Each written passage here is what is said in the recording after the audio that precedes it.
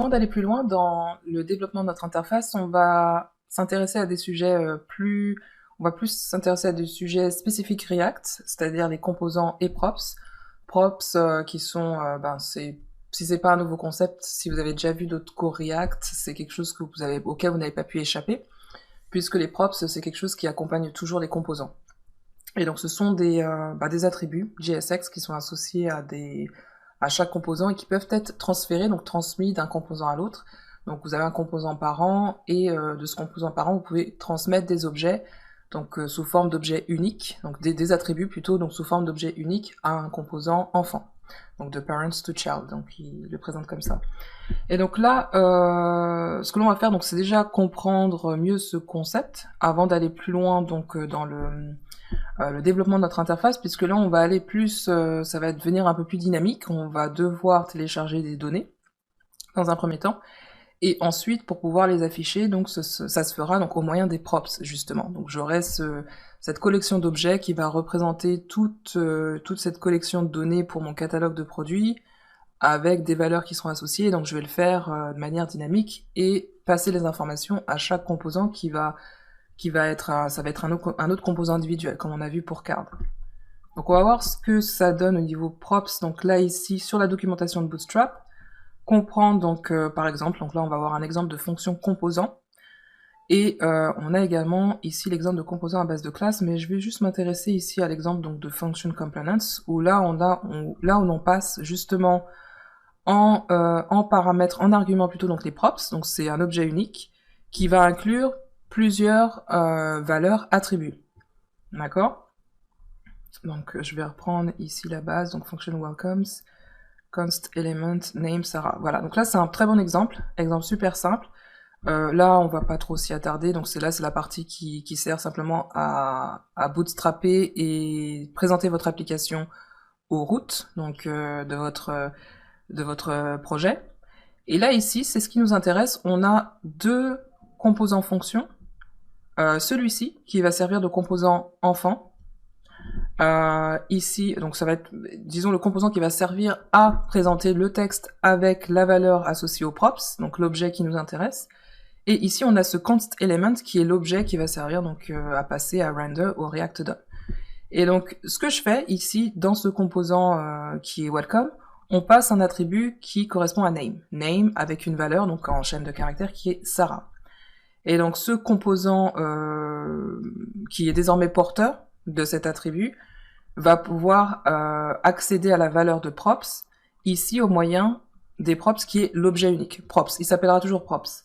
Et ensuite, j'aurai juste à accéder à name au moyen de props.name. Donc cet objet en fait va avoir plusieurs attributs, et donc on peut y accéder au moyen de la syntaxe qui est dot notation, donc notation avec le point, et je précise l'attribut qui correspond à name. Et de là, je pourrais imprimer, donc on pourra lire, si on le testait dans CodePen, je sais pas si le mettre ici en test, mais en gros, ce qu'on pourra lire sur notre navigateur, dans notre navigateur, ce sera bonjour Sarah. Voilà.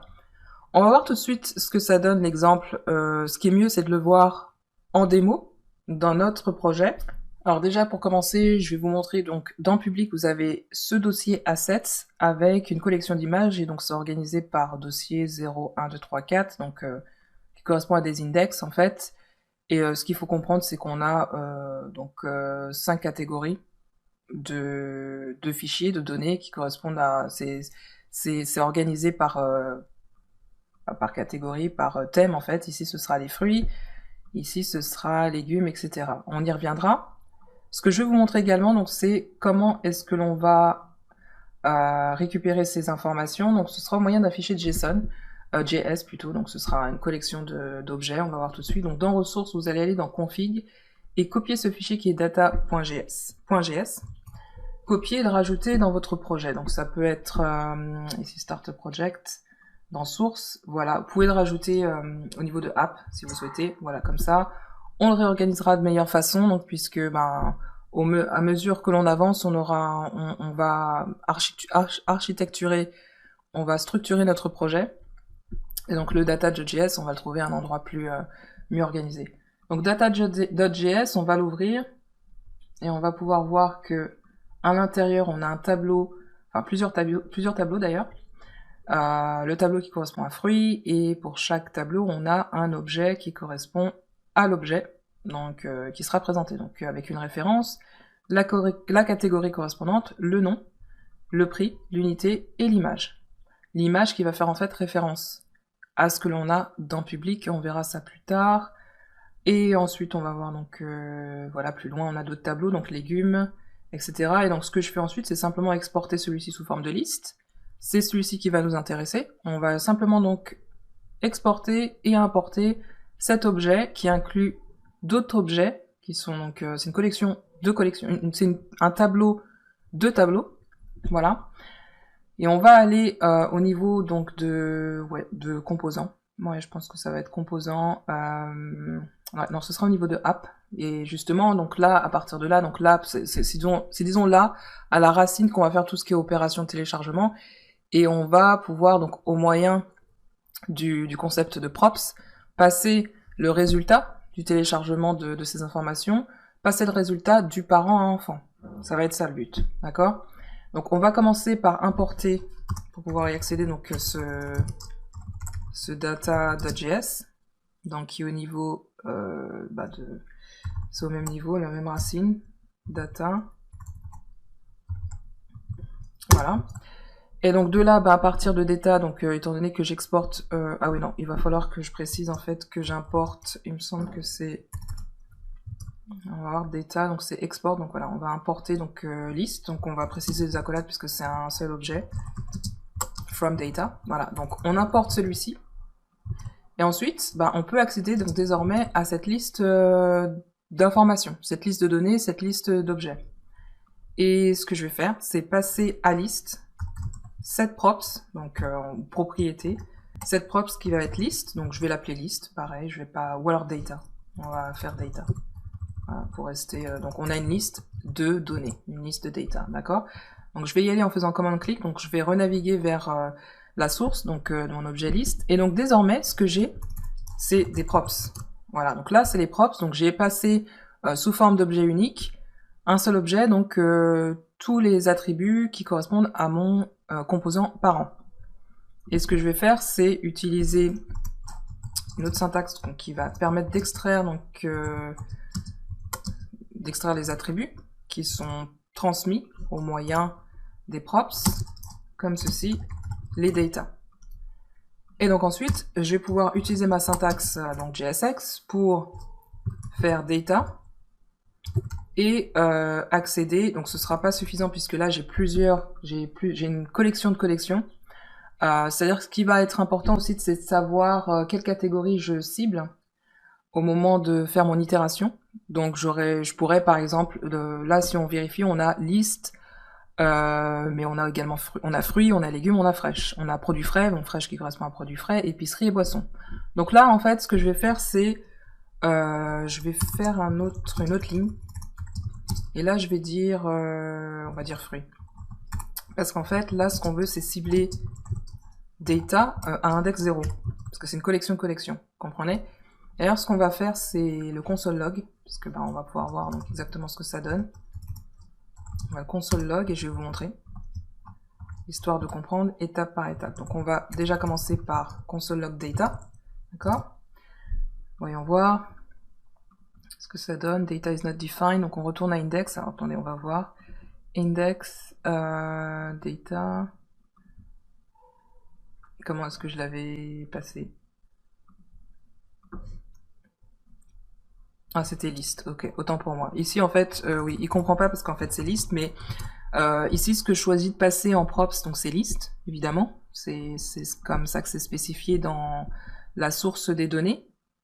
Et ensuite, ici, je peux nommer ma props comme je souhaite. Donc, bien sûr, quelque chose qui va faire du sens, mais moi, je choisis de le nommer en data. Voilà. Donc, on fait cette correction. Donc là, je pense que ça revient à la normale. Ok, donc là, il va râler parce que, as a React Child, c'est au niveau de index. Je pense que c'est au niveau d'index components. Ok.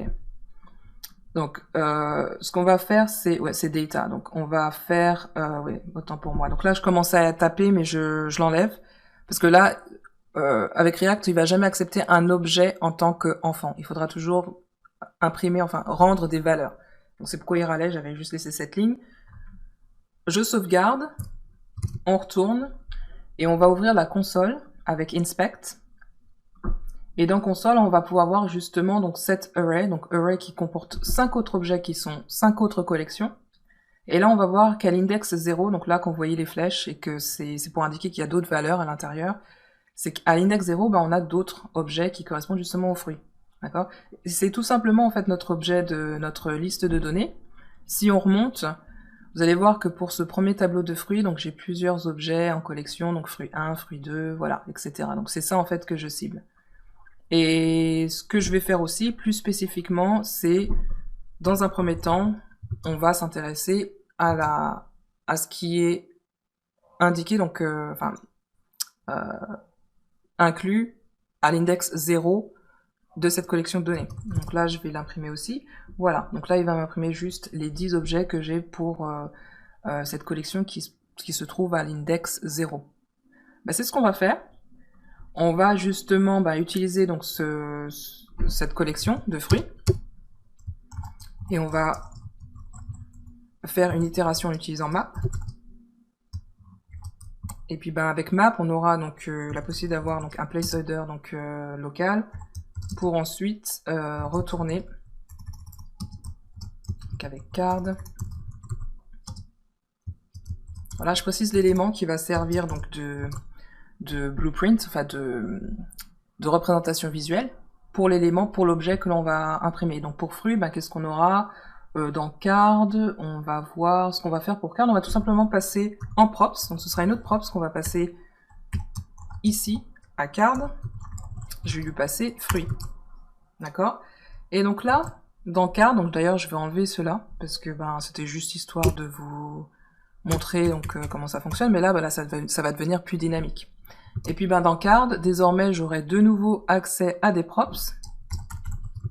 Donc props, on va spécifier ici, on va l'extraire, donc ça correspond à fruit, donc cet attribut qu'on passe via les props.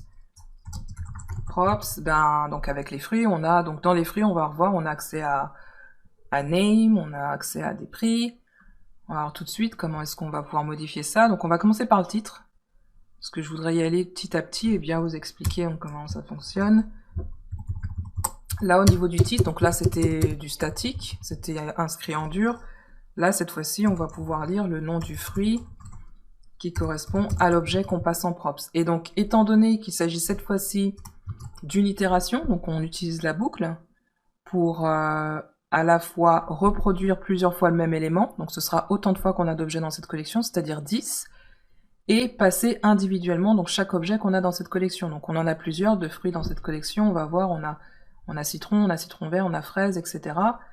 Et donc là, on pourra voir qu'on a plusieurs objets donc de type card, donc ce composant qui est réutilisable, et on pourra lire individuellement donc le nom qui correspond au fruit.